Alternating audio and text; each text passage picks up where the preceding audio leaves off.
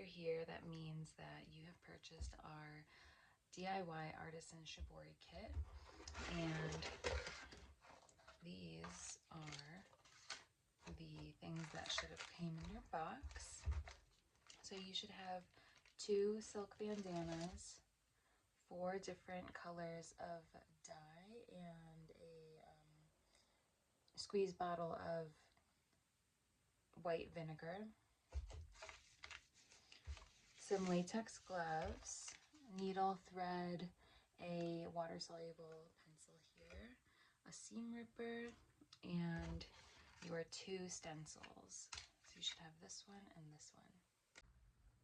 The 2 patterns that we're going to make are a diamond pattern that should end up looking something like this, and a kind of radiating circle pattern with a border on the edge. And I will talk about this one later because it's a little bit more advanced, and we're going to start with the easier one, which is the diamond pattern. If you want to do the other one first, you can go ahead and fast forward through this part. Okay, we're going to start with this stencil that looks like triangles. This will end up being your diamond pattern. And the first thing I did with my silk, it's optional, but it will help a lot, is iron it. And you want to iron it like an accordion. So you can see it's not folded in half, then folded again. I folded it. Here's the best way to do this. You want to fold it in half, but instead of folding it in half like this, you want to take the top layer and fold it towards you, and the bottom layer and fold it underneath. I did this on an ironing board, so it was a lot easier. If you don't have an ironing board and an iron, you can wet your silk bandana and then fold it like this, crease it, and then wait for it to dry. If you want to skip this step, that's totally fine, but I promise it'll make your life a lot easier. So, silk being very lightweight and sheer for this one, you can choose to put your stencil right underneath the entire folded piece. Or I used to just put it under the first layer, but I feel like this is probably going to be the easiest. And you just want to make sure this center part is lined up with the edge of your pattern here. Next, you just want to lightly trace the stencil here. And these are going to be your stitch marks. So you don't want to go too hard with the lines. These are just the guidelines.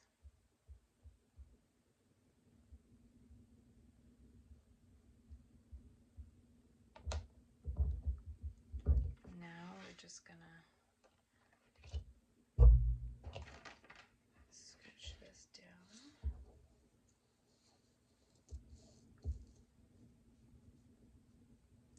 See how I'm matching this up with the rest of the pattern, and these all match up too. And it's important to match it up so that you get a symmetrical pattern. But it'll turn out beautiful regardless.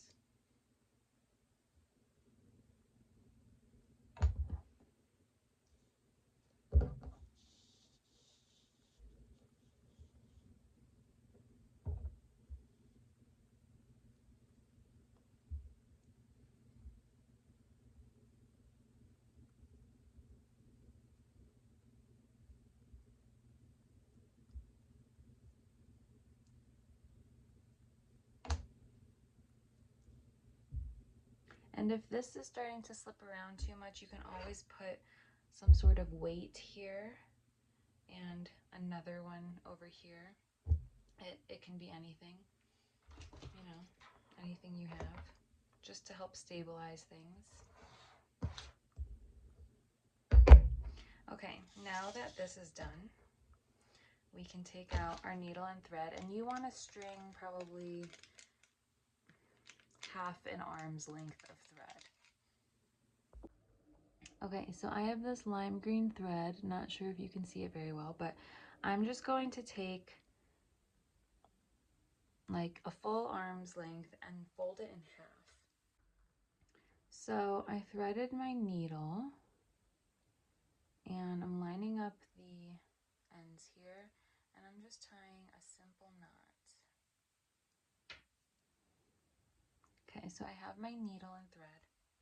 This part is very important. You want to make a knot at the corner of your folded bandana, and this, you want a very strong knot so that when you're pulling your fabric tight, it's not going to pull through the fabric. So you want to go through all layers, and before you pull the thread all the way through, you want to go through those 2 layers of thread here, and that is going to create an anchor for your thread. Okay, and then from here you can start to sew your pattern along the guidelines. So it doesn't have to be perfect, but you do want to make sure you're following that line, and the more stitches that you create here, the more defined your line is going to be.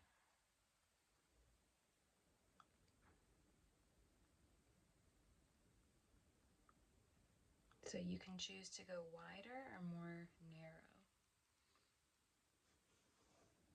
Okay, and then after I'm finished with this first one, I'm just going to jump over here and start on the next triangle. And you want to leave, right now, you want to leave all of this nice and flat. We're not going to gather yet.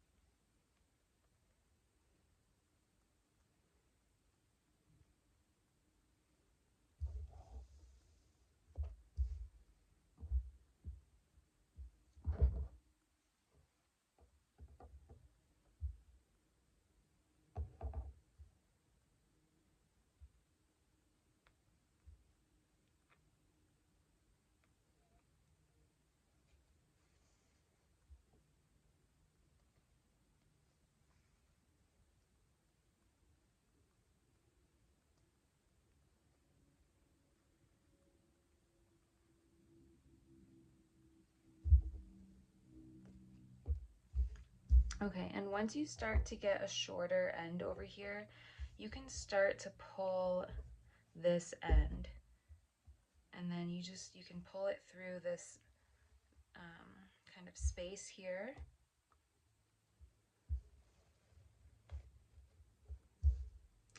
And that's just so you can finish your pattern on this side.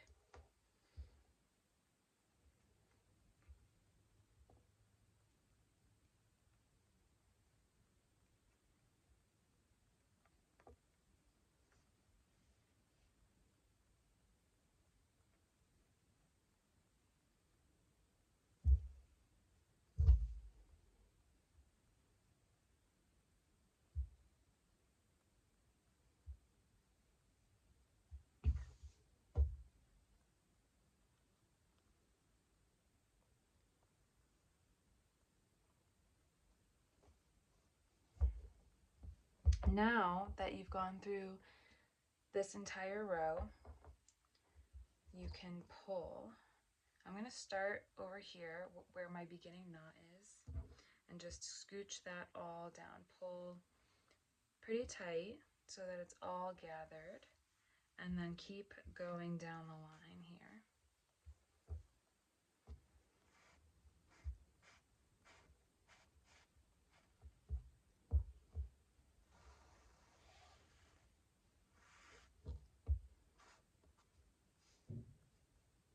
Okay, so now that I'm at the end,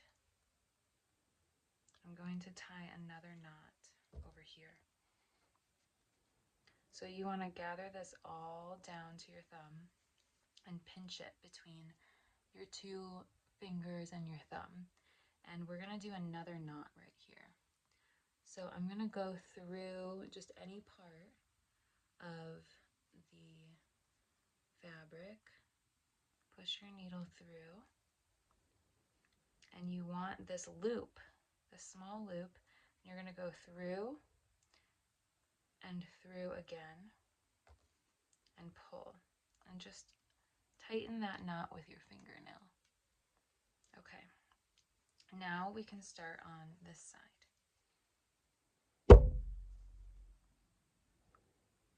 So this will be a little bit trickier just because it's a little wavy now. It's not laying flat, but we're gonna do our anchor knot, and we're gonna leave that loose here so that you don't get a weird crinkle. So you're gonna make your anchor.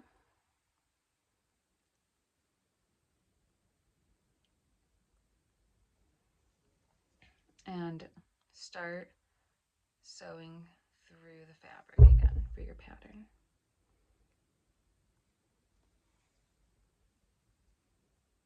And you want to make sure you're holding all layers at the same time.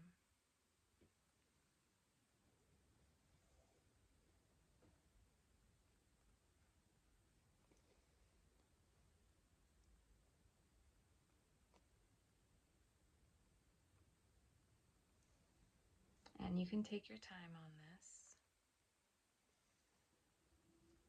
or come up with your own techniques that help you keep it stabilized, or whatever works. And we're just doing the same thing that we did on the other side.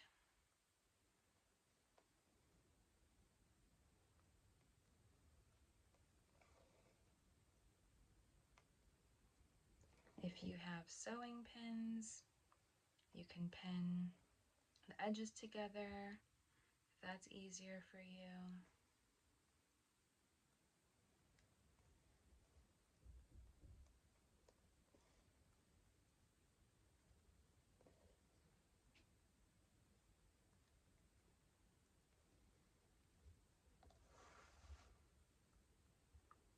This side I do like to pull as I'm working, just because it just makes everything a little bit smaller and easier to work with.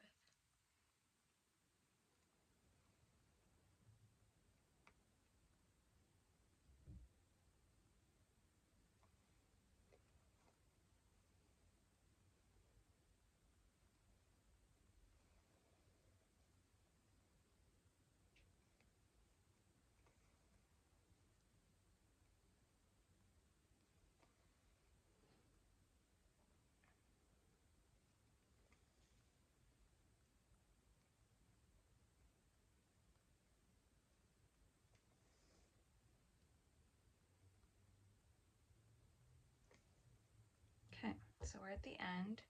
So I'm just gonna gather this fabric down, do that same pinching. You want it as tight as possible because that's gonna save your pattern. And we're gonna do that same knot. And then you can cut your end off. And I'm just leaving maybe ½ an inch. All right, and yeah, now your bundle is ready to get dyed. Now you're gonna take 4 cups and put a dye color in each cup. So these I have sealed with some hot glue. So you can just take some scissors and cut the tips off.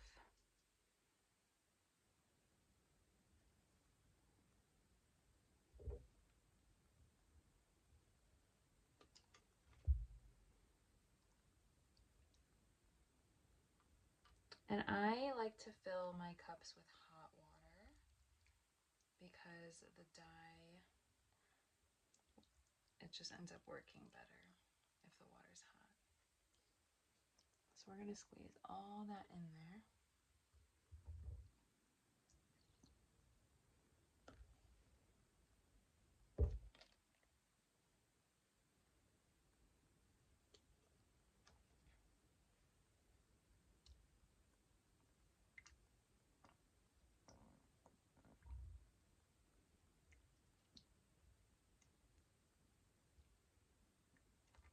You can use these as a little stir stick too.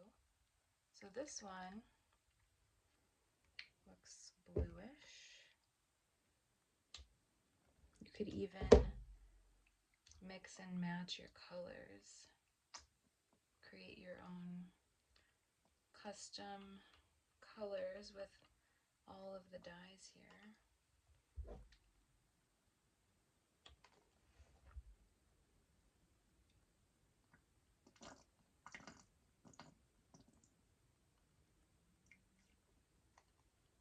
So after you have your colors mixed, the dyes are ready to go. You can take a little paper towel, cut it into 4 pieces, and use this to test your colors. So we have kind of a camely brown color,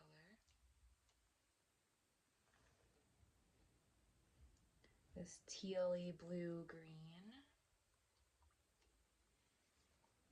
a cobalt blue, and black.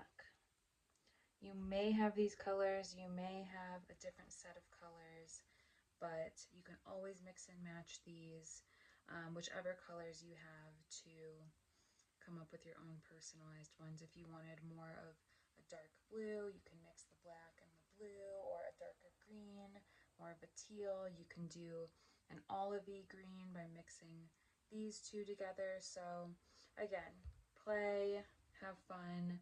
This is your project.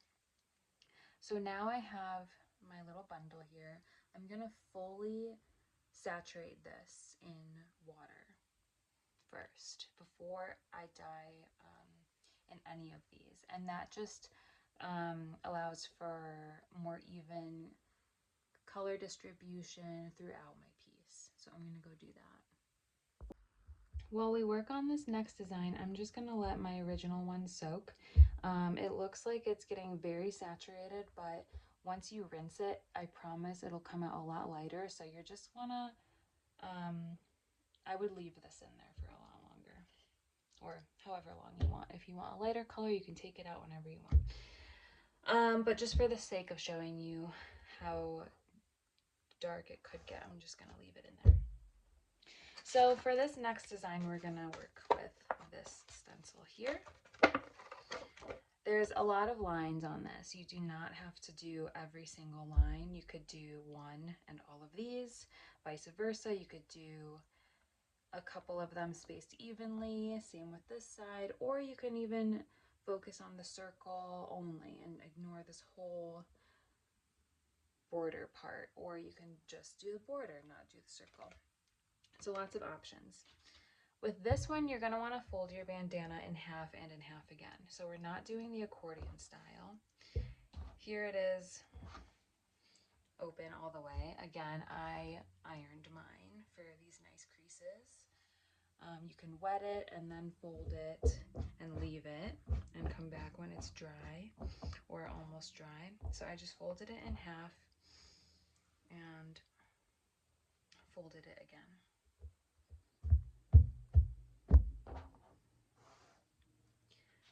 And I'm going to show you a trick if you're not feeling super confident with the needle and thread. You can use rubber bands. So if you want to do the needle and thread method, it'll come out more detailed. But if this seems too intimidating for you, then you can just use a couple of rubber bands, which I think everybody has at home. While this kit does not come with rubber bands, I feel like everybody has a couple of these laying around at home, and if not, they're very easy to get. So with this method, I'm still going to trace which lines I want to show up on my pattern. You want the folded corner, so closed corner, no open edges at all. You want this closed corner to be the center of this quarter circle here. And that's so the whole thing radiates.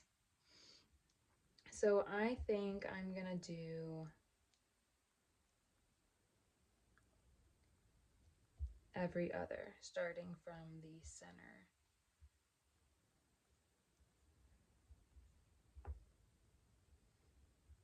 If you follow these lines, you're gonna get a perfect circle.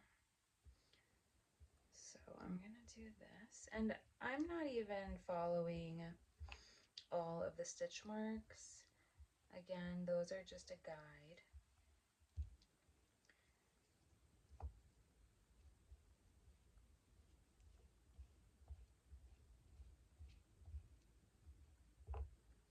And for these, I think I'm just gonna do a couple along the edge.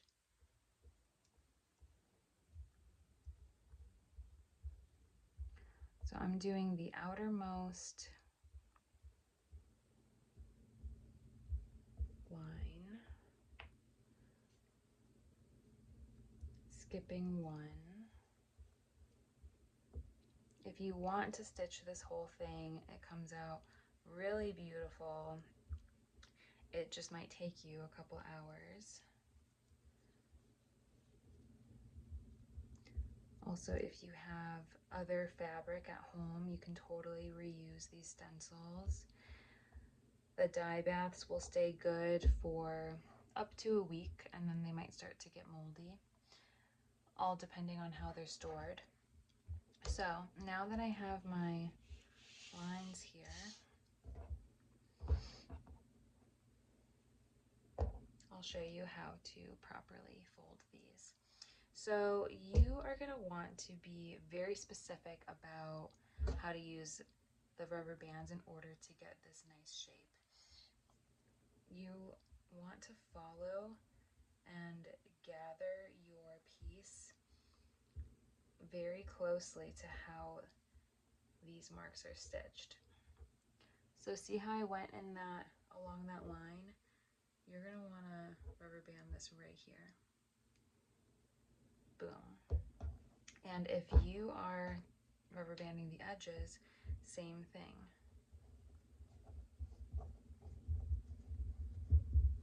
I'm going to go all the way to this corner here and then do a hard pivot.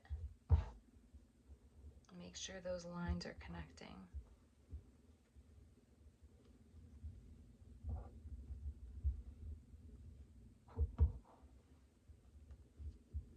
And then rubber band right there.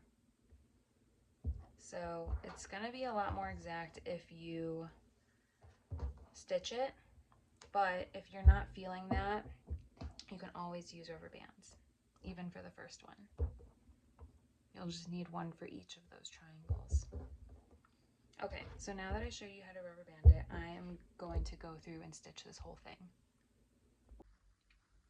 Okay, so for this one, since there's a lot more stitching involved, I am going to stabilize my fabric. I'm going to put a couple sewing pins through it. And if you don't have any pins, you could use a clip, or you could even put like a weight on each end here. Or you could just not, it's up to you. Okay, and I still have a little bit of thread left from the last pattern, so I'm just going to use what's on my needle before I thread it. And you're going to do the same anchoring stitch here. So go through these two threads and pull. So that way you have a nice anchor there. And I'm just going to start stitching now.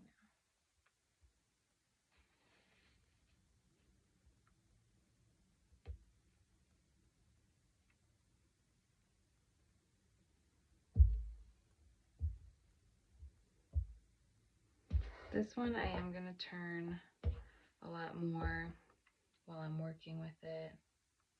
Just makes it easier. I'm also going to pull it as I go.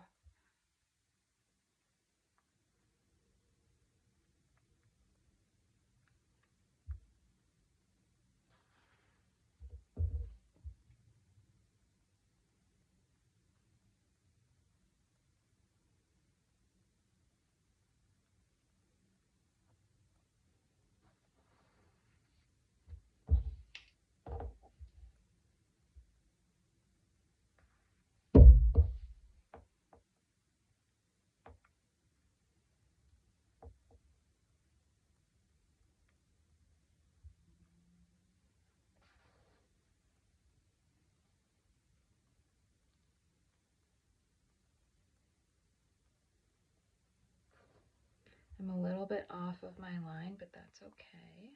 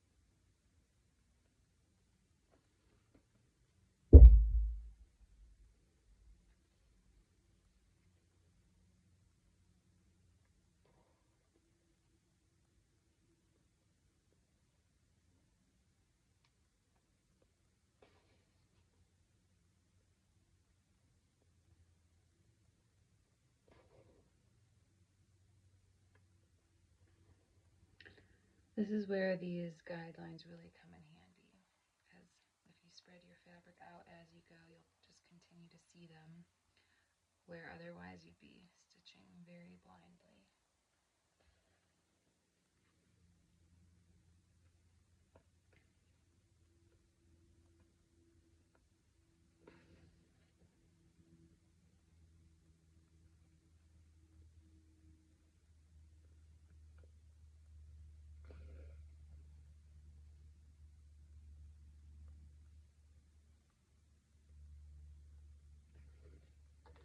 Alright, so now that I've got my whole thing, all my circles stitched, you want to do that.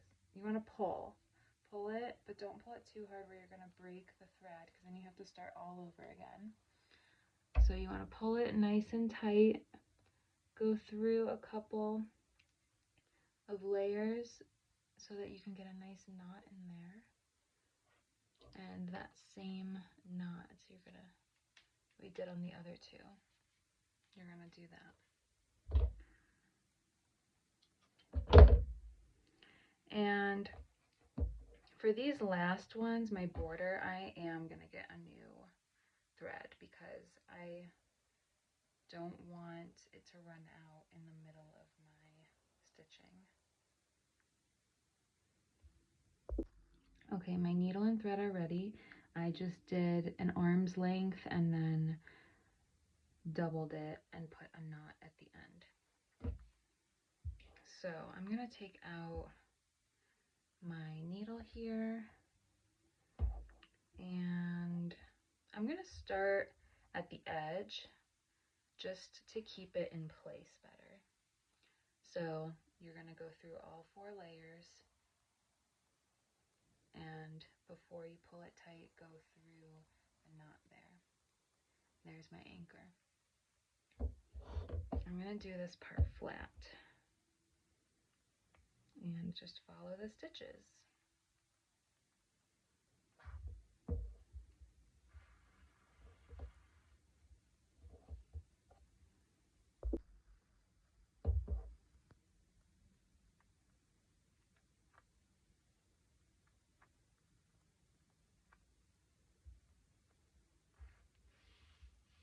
The smaller the stitches, the more defined your line is going to be.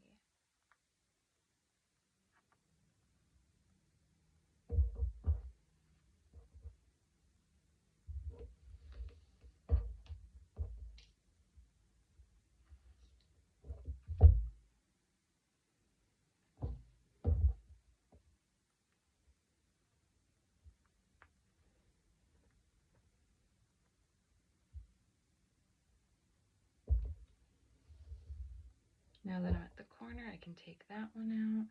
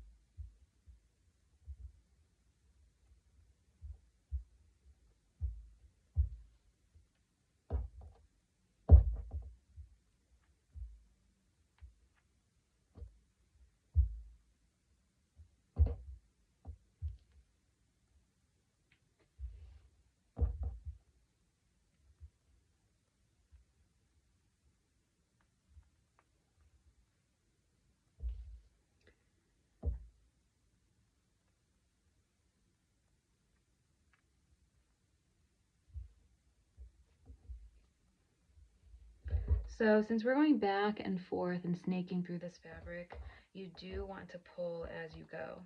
So I'm just going to pick up this thread at the corner and get this line pulled. Now I can go ahead and tighten this side. And again, you want to pull it tight, but you want to be gentle so that your thread doesn't break on you. And to make this easier and to get a better pattern, I'm actually going to tie a knot here.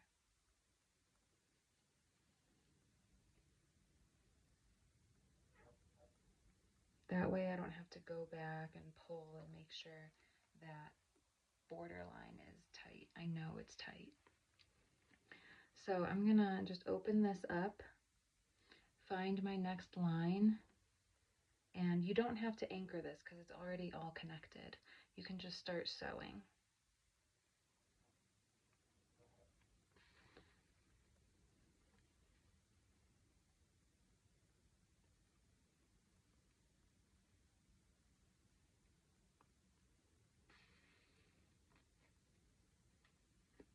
And I'm just opening it up as I go so I can see my lines.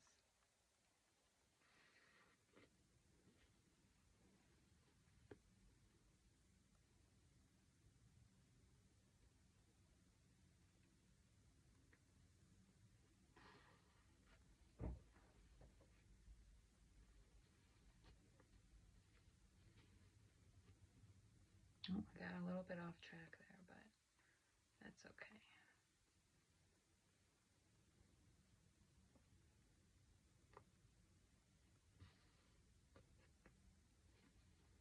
If you get a knot like this, just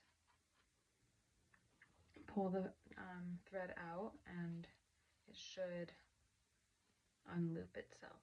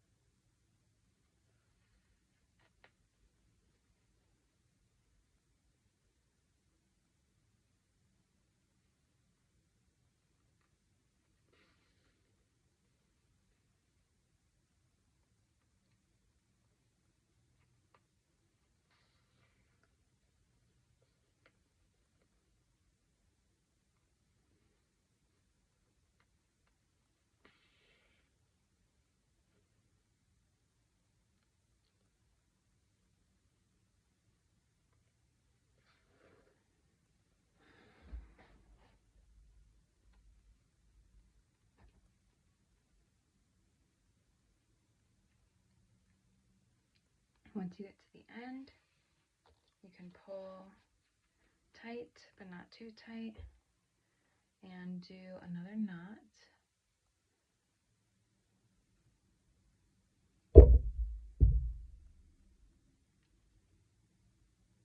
This is what the seam ripper's for after you dye it, so you can properly take out the seams. Okay, now go ahead and do your last row.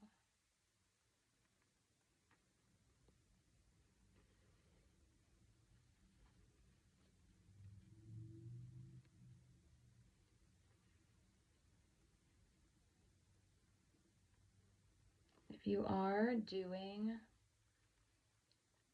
all of the stitch marks, it's going to take you a long time, and you are not going to want to do it like this. You're going to want to keep your fabric flat and leave a long tail of thread at the end of each row that you're then going to go back and pull and knot separately.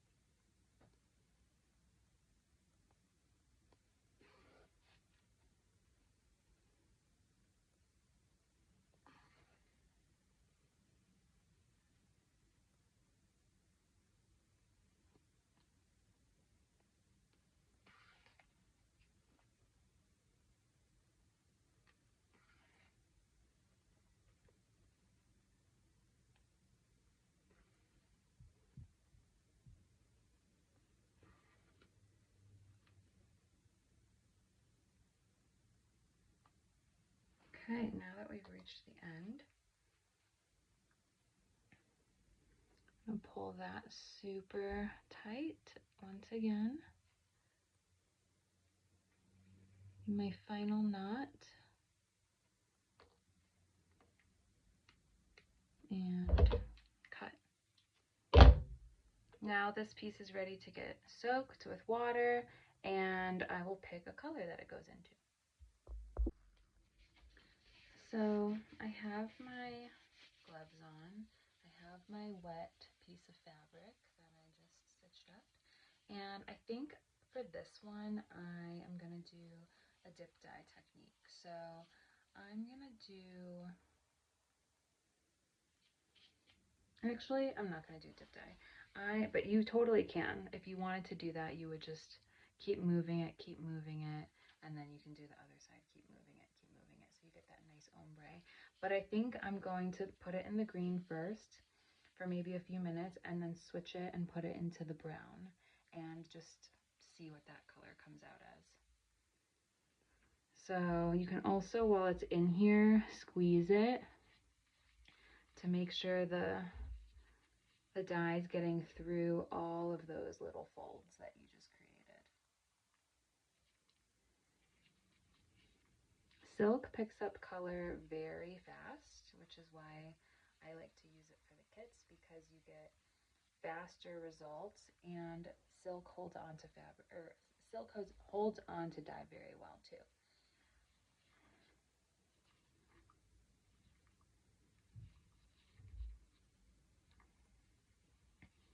I think that is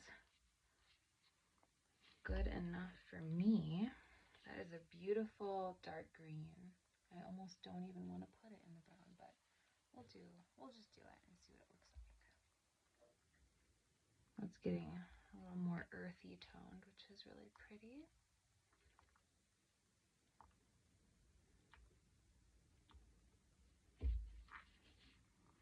And I think just for the heck of it, I'm going to put it in this blue just to see what happens.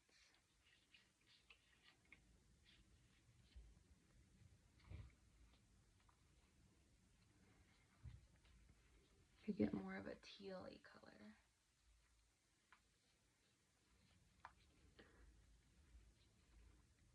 I'm going to let it soak in this blue for a while.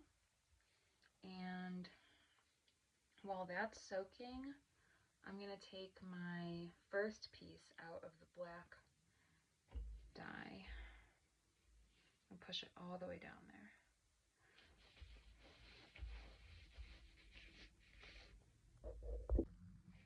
So I just took the black piece out of the dye bath and rinsed it with like room temperature water until the water runs clear. So I can see that my stitches were tight enough because there's little white pockets in here. This part I could have massaged maybe a little bit more, and if you want, you can put it back in the dye bath and kind of open these up and make sure the dye gets in there. But if you just want to undo it, then grab your seam ripper, open up this middle part, pull that really hard so that you get a nice clear sight of the thread, and then just, you can pop that open, and then the whole thing will come undone. The tricky part is your little knot, but just be really careful and you can get that out no problem. This is my favorite part. It's kind of the big reveal where you get to see all your hard work.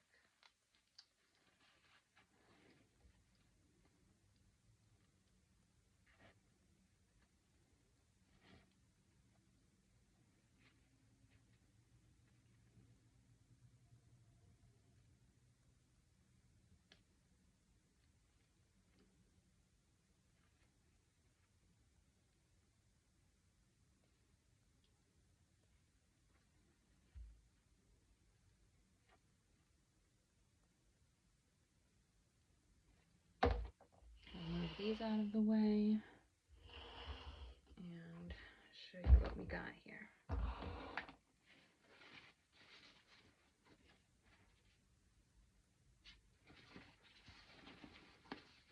So here is our diamond pattern. Looks pretty good. So you can give this another rinse and then lay it flat to dry. I'm gonna go ahead and take out my second piece. So I rinsed it. I'm checking to make sure I have my white parts, and then you can also check to see if you have nice saturated color in the looser parts, and if you're happy with how it looks, you can go ahead and take it apart. So again, just super carefully. It doesn't matter where you start.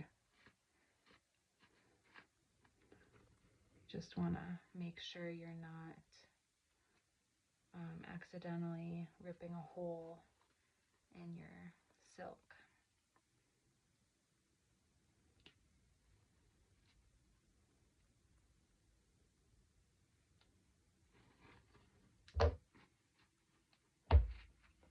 It's looking pretty good.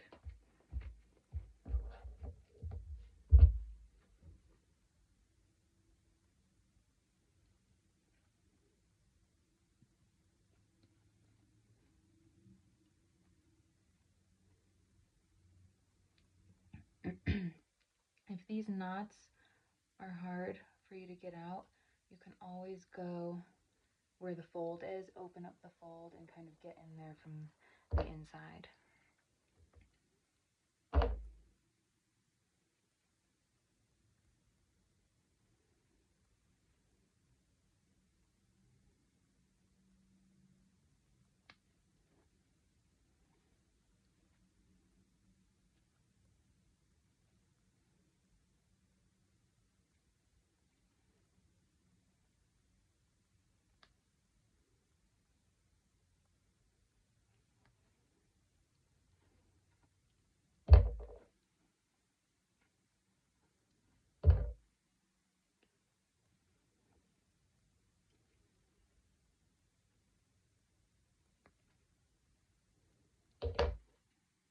Okay, so here it is folded. You can see your pattern will mirror itself as you open it. So that's a mirror. And now